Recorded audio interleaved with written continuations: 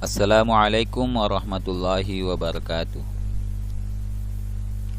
Adik-adik sekalian, siswa kelas 5 sekolah dasar dimanapun adik-adik berada. Pada kesempatan kali ini kita akan melanjutkan pelajaran kita, yakni mata pelajaran Pendidikan Agama Islam dan Budi Pekerti. Kita masuk ke pelajaran yang ke-7 dengan materi Mari Mengenal Rasul-Rasul Allah. Jadi mari mengenal Rasul-Rasul Allah. Adik-adik sekalian, sebelum kita belajar, saya mengajak adik-adik untuk bersama-sama berdoa. Doa sebelum belajar. Bismillahirrahmanirrahim. Rabbi zidni ilma warzuqni fahma. Ya Allah, tambahkanlah kepadaku ilmu dan berikanlah aku pengertian yang baik. Adik-adik sekalian, kita akan masuk kepada materi kita, yakni tentang materi Rasul-Rasul Allah. Ya. Yang pertama, kita harus mengetahui apa makna dari Rasul Allah. Jadi adik-adik sekalian, Rasul artinya utusan, ya. Rasul artinya utusan. Sedangkan Rasulullah artinya utusan Allah Subhanahu wa ta'ala.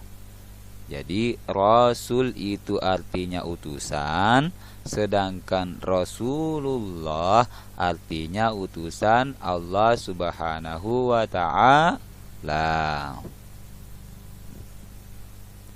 yaitu orang yang menerima wahyu, ya, dan berkewajiban menyampaikannya kepada orang lain atau umat manusia. Jadi Rasul ini merupakan utusan Allah, ya, yang diutus, ya, atau diberikan wahyu, dan wahyu itu diwajibkan, ya, untuk disampaikan kepada orang lain atau kepada umat manusia.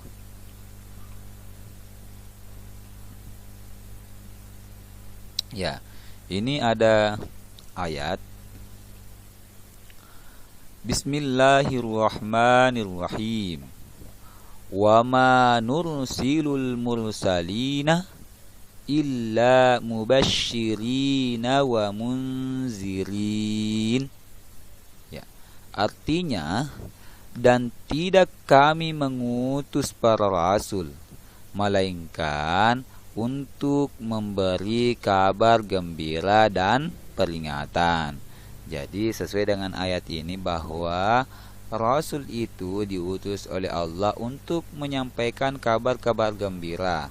Kemudian, ya, kabar-kabar gembira itu misalkan kekuasaan Allah, balasan bagi orang-orang yang berbuat baik, ya. Kemudian peringatan itu peringatan bagi orang-orang yang berdosa, bahwa akan ada balasan bagi mereka ketika melakukan dosa. Jadi tugasnya Rasul diutus oleh Allah itu untuk menyampaikan itu, memberikan kabar gembira dan memberikan peringatan. Ayat tersebut menjelaskan tentang alasan Allah Subhanahu wa ta'ala mengutus para rasul. Ya. Jawabannya adalah untuk memberi kabar gembira dan memberikan peringatan. Kabar gembira maksudnya menyampaikan janji Allah Subhanahu wa ta'ala bagi orang yang menaati perintahnya. Bagi mereka diberikan kenikmatan dan kesenangan, baik itu di dunia maupun di akhirat kelak. Rasul memberi peringatan, yaitu bagi mereka yang ingkar kepada Allah Subhanahu wa ta'ala dan Rasulnya, ya. Jadi orang yang dimaksud dengan peringatan itu yaitu memberikan bagi mereka yang ingkar kepada Allah dan Rasulnya akan mendapatkan balasan buruk, yaitu neraka jahanam. Ya. Nabi dan Rasul adalah manusia biasa, laki-laki yang dipilih oleh Allah Subhanahu wa ta'ala untuk menerima wahyu. Sebagaimana manusia lainnya, Rasul pun hidup seperti kebanyakan manusia, yaitu makan, minum, berjalan-jalan, nikah, punya anak, merasa sakit, senang, susah, semakin tua, mati, dan sifat-sifat manusiawi lainnya. Ya, jadi Rasul itu sebagaimana manusia biasa, ya. Seperti halnya manusia biasa, bahwa Rasul itu merupakan laki-laki pilihan. Namun mereka seperti manusia biasa, mempunyai sifat-sifat manusiawi. Misalkan Rasul itu makan juga, minum juga, jalan-jalan juga, nikah juga, punya anak juga, merasa sakit juga, susah juga, senang juga, tua juga, dan mati juga, ya. Namun bedanya kita dengan manusia bahwa Rasul itu diberikan wahyu oleh Allah dan diwajibkan untuk menyampaikannya kepada umat manusia. Di situ letak perbedaannya manusia biasa dengan Rasul Allah. Selanjutnya kita masuk ke tugas dan sifat Rasul Allah. Ya. Jadi para utusan Allah mempunyai tugas yang sangat berat, yaitu memimpin manusia agar hidup sejahtera dan bahagia di dunia dan di akhirat. Agar tugas itu sukses dan berhasil, ya, mereka diberi sifat-sifat istimewa oleh Allah Subhanahu wa ta'ala. Sifat tersebut lebih dikenal dengan sifat-sifat wajib Rasul. Artinya sifat yang harus dimiliki oleh Rasul-Rasul Allah. Jadi tugasnya Rasul ini adalah memimpin manusia agar hidup sejahtera dan bahagia dunia dan akhirat. Jadi ini merupakan tugas yang sangat berat yang diemban oleh para Rasul-Rasul Allah. Makanya itu para Rasul itu dibekali dengan sifat-sifat istimewa dari Allah. Jadi adanya sifat-sifat itu yang harus ada pada diri Rasul, yaitu merupakan sifat-sifat wajib Rasul. Di sini kita akan bahas beberapa sifat-sifat wajib bagi Rasul. Di sini ada 4, ya. Ya. Jadi sebelum kita membahas sifat-sifat Rasul, coba ikuti dialog Fatimah dan ayahnya berikut ini. Amati gambar di sebelah. Pada suatu waktu terjadi percakapan Fatimah dan ayahnya tentang sifat-sifat Rasul. Percakapan itu sebagai berikut. Apakah kamu sudah tahu sifat-sifat Rasul itu, Fatimah? Tanya ayah Fatimah. Insya Allah tahu ayah, yaitu siddiq, amanah, tabligh, dan fatonah, jawab Fatimah. Coba kamu jelaskan sifat-sifat itu secara rinci, pinta ayahnya. Wah, belum bisa ayah, jawab Fatimah. Nah, kalau begitu, tolong ambilkan buku kecil di atas meja belajar abangmu. Judulnya Sifat-sifat wajib bagi Rasul. Coba kamu buka halaman 8-10. Bacalah dengan baik. Nanti kamu jelaskan isinya. Kamu pasti bisa, kata ayahnya meyakinkan Fatimah. Beberapa jam kemudian, Fatimah menghampiri ayahnya yang masih duduk bersama ibu di ruang makan. Seraya berkata, "Ayah, aku sudah selesai membaca halaman 8-10. Bagus," kata ayahnya. Sekarang, coba kamu jelaskan isi buku yang kamu baca tadi," pinta ayahnya. "Baiklah ayah," balas Fatimah dengan penuh semangat. Pertama, Rasul itu bersifat siddiq, artinya jujur dan benar. Jadi seorang Rasul selalu benar dalam perkataan dan perbuatan. Mustahil dia berkata dusta atau bohong. Jadi sifat yang pertama yang dimiliki oleh Rasul yang merupakan sifat wajib bagi Rasul adalah siddiq. Siddiq itu artinya jujur dan benar. Jadi seorang Rasul mesti selalu benar dalam perkataan dan perbuatannya. Mustahil bagi seorang Rasul itu berkata dusta atau bohong. Jadi Rasul itu tidak bohong, tidak.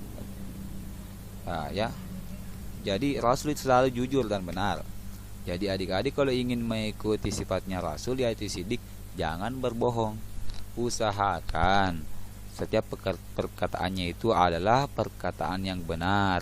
Setiap perbuatannya itu adalah perbuatan yang benar. Yang kedua, Rasul harus amanah. Artinya dapat dipercaya. Seorang Rasul mustahil berkhianat. Dia wajib menyampaikan amanah Allah Subhanahu wa ta'ala kepada kaumnya.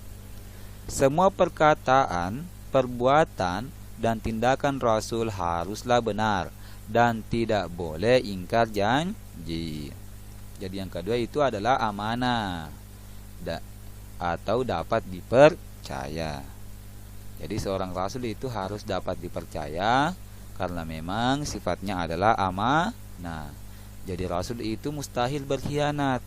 Rasul itu wajib menyampaikan amanah dari Allah Subhanahu wa ta'ala kepada kaumnya. Jadi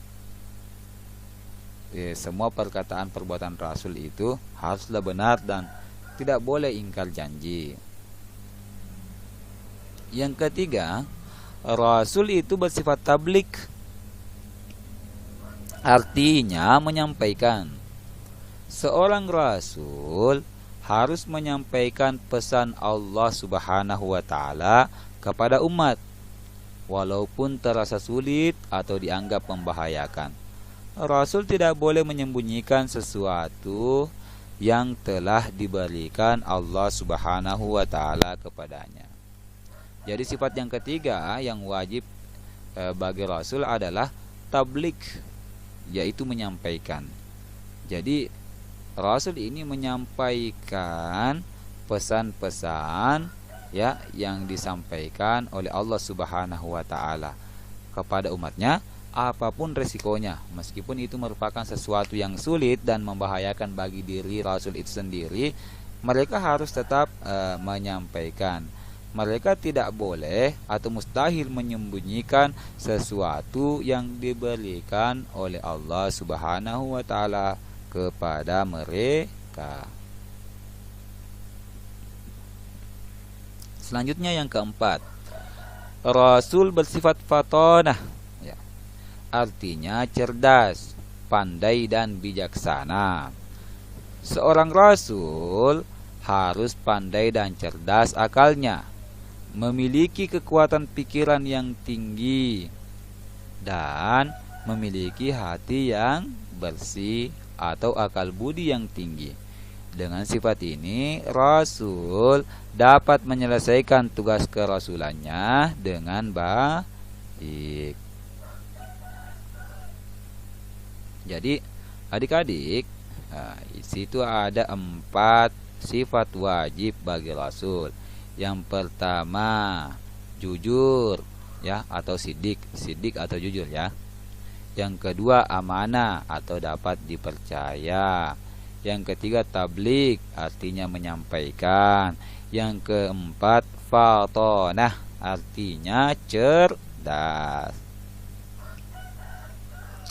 Nah, perlu diketahui bahwa sifat-sifat para rasul yang diuraikan di atas tidak cukup kalau hanya diketahui saja, tetapi harus menjadi sifat dan perilaku kita sebagai manusia dan pengikut Rasul, kata Ayah Fatimah mengakhiri percakapan.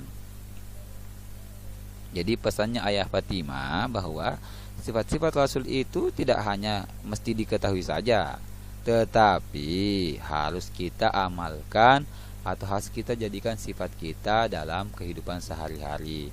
Misalnya sidik, harus jujur, amanah, dapat dipercaya, tabligh, menyampaikan kebenaran, ya. Kemudian yang terakhir fatonah, ya, harus cerdas, ya. Oke, lanjut. Terus mari kita membiasakan sikap seperti contoh berikut ini.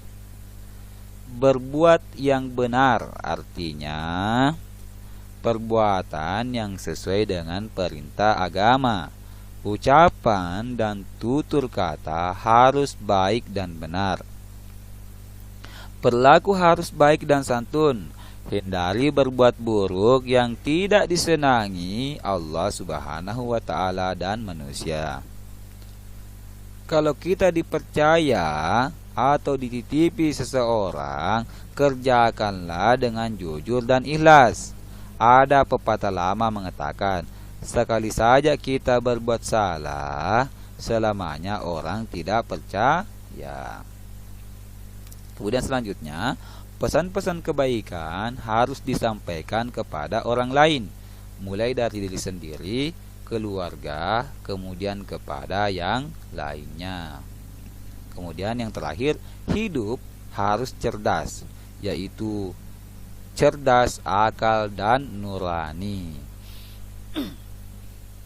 Baik adik-adik, itulah tadi materi kita. Di dalam pembahasan kita di video ini ada 2, yakni mengenai makna dari Rasul itu sendiri, kemudian yang kedua tentang tugas dan sifat-sifat Rasul Allah. Akan ada lanjutan dari materi mengenal Rasul-Rasul Allah ini, itu kita akan bahas di video-video yang akan datang. Kemudian sebelum saya mengakhiri materi ini, saya memberikan tugas kepada adik-adik. Ada 3 nomor, ya. Yang pertama, apa makna Rasul Allah? 2, jelaskan tugas Rasul Allah. Dan yang ketiga, tuliskan dan jelaskan sifat Rasul Allah. Nah, adik-adik, ini materinya. Jawaban dari soal ini tentunya ada dalam materi yang pernah kita pelajari tadi, ya. Jadi silahkan, kalau misalkan lupa silahkan dibaca kembali, ya. Oke adik-adik, terima kasih banyak, semoga bermanfaat. Alhamdulillahirrabbilalamin. Segala puji bagi Allah Tuhan semesta alam. Sekian, wallahul muwaffiq ila aqwamit thoriq. Wassalamualaikum warahmatullahi wabarakatuh.